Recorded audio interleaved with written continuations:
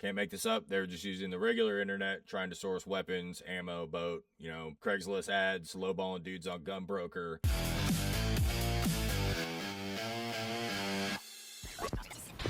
What's up, everybody? Welcome back to the channel. I'm your host, Alex, aka the Sticky Green Beret, and I have a wild story for y'all this afternoon that somehow seemed to slip through the cracks of most mainstream media coverage.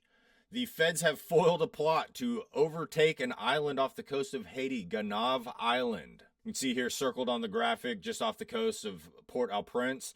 Now, this is an island with about 80,000 inhabitants, super poor, super isolated, not a lot of infrastructure, a whole lot of crime, and not a whole lot of law enforcement present. So, if you're looking at it at face value and you wanted to overthrow an island, this might be a pretty good target for you. Now, these geniuses didn't just want to overtake the island. They actually had written out their plan, and their plan was that they were going to kill all the men on the island and then enslave all the women and children for their violent sexual fantasies. Yes, this was actually uncovered in the plot. And so you'll think to yourself, who are the two geniuses behind this plot? Well, allow me to introduce you to my two dumbasses of the week. On the left, we have 20-year-old Tanner Thomas, and on the right, we have 21-year-old Gavin Weisenberg, both out of Texas. And these two geniuses have been indicted by federal prosecutors for conspiracy to murder, maim, or kidnap in a foreign country and production of child porn. Now, the conspiracy carries a life sentence, and the child porn could potentially add decades onto the life sentence if convicted. So let's get back to where it started. Around August 2024 is where federal prosecutors pick up the communication trail of these two young men starting to plan their plot to overthrow the island of Gonâve. These dudes started what I would imagine they thought was a cool professional training regiment that was going to get them ready for it, but it honestly sounds like a bootleg Q course made up by idiots that scoured a couple Reddit forums, watched some YouTube videos and some old war movies, and figured they had what it takes to overthrow an island of 80,000 people. To get started, they both decided they needed some skills to help them, and they figured they would divide and conquer, and some would go get some skills, the other would go get the others. So Thomas enlists in the Air Force to get his skills. My immediate thought, if your plan is to take a boat to an island and then do a ground invasion with rifles to kill 40,000 people, what skills do you think you're going to gain from the Air Force for that? But again, these aren't the two sharpest knives in the drawer, so on par for the course, Thomas joins the Air Force. Weisenberg, who it turns out may be the even dumber of the two, decides first to go to the fire department. He's going to go get some first responder skills, basic first aid. He's going to learn some things that are going to help him on the mission, and proceeds to get kicked out after about 6 months. So couldn't cut it in the fire department. He decides his journey isn't over yet. He's not going to get discouraged. We need someone to sail this boat. He decides he's going to fly to Thailand and take sailing lessons to learn how to pilot their vessel to Gonâve. Upon landing in Thailand, he discovers that sailing lessons are too expensive, can't afford them, and returns back to the States with no sailing lessons.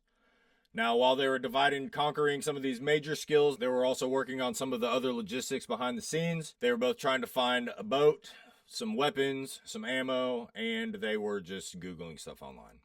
Can't make this up. They were just using the regular internet, trying to source weapons, ammo, boat, Craigslist ads, lowballing dudes on Gunbroker. These guys were all over the internet trying to figure out logistics for their mission. And if you're going to invade an island, you probably ought to speak the language. So these two guys were both also trying to learn Haitian Creole. I don't know if they have Haitian Creole on Duolingo or how these guys were doing that, but they were both trying to learn Haitian Creole. Of course, no island overthrow is going to work without building an army. So again, these guys were recruiting online. I don't know how you go about recruiting online to build an army to overthrow an island, but I'm pretty sure if you're just using the regular internet, it's going to raise some pretty major red flags very quickly. And apparently it wasn't working very well, so Thomas, in his infinite wisdom, decides he is going to have the Air Force transfer him to Dover so he can be close to DC. And why would he want to be close to DC, you might ask? Because his new plan is that he's going to recruit homeless people. And DC has a vibrant homeless community where he feels he can find plenty of people to pay a little bit of money or just purely exploit for their circumstances to build his massive army to go overthrow the island of Gonâve. Now, I know what you're thinking at this point.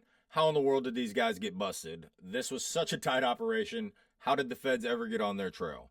Well, as I've covered multiple times, they were doing all of this over the internet, not just online. A lot of their communication were through social media platforms. So these dudes are just DMing each other their violent sexual plot to overthrow and enslave an island of 80,000 people while murdering all of the men, enslaving all of the women and children, and they're just sending each other DMs. So pretty quickly, the feds were able to collect all of their communications. They were able to collect their travel records, able to collect a large amount of stuff that they had compiled to help them, informational things to help them in their plot. And during all of this, they found child sex abuse material on their hard drives. Now, a lot of times it seems like this is kind of an afterthought. They throw this in something where they're trying to frame someone. In this circumstance, I am going to bet 100% these dudes had child porn on their hard drives, because their entire plan was to murder all the men, enslave all the women and children for their violent sexual fantasies. I'm willing to bet there was some very, very disgusting, shady stuff on these guys' hard drives. But the good news is that if convicted, the conspiracy charges carry a penalty of life in prison, with the child pornography charges adding on decades more. So that's where it all stands at this point. Now I want to hear from you guys. Was this an actual plot? Was there any danger? Or were these just two idiots trying to live out a warlord fantasy, took it too far, and got wrapped up in it? Let me know in the comments what you think. And don't forget to like this video, subscribe to the channel, and share it with your friends if you think they'd dig it. That's all I've got for you today. Until next time, Sticky Green Beret signing off.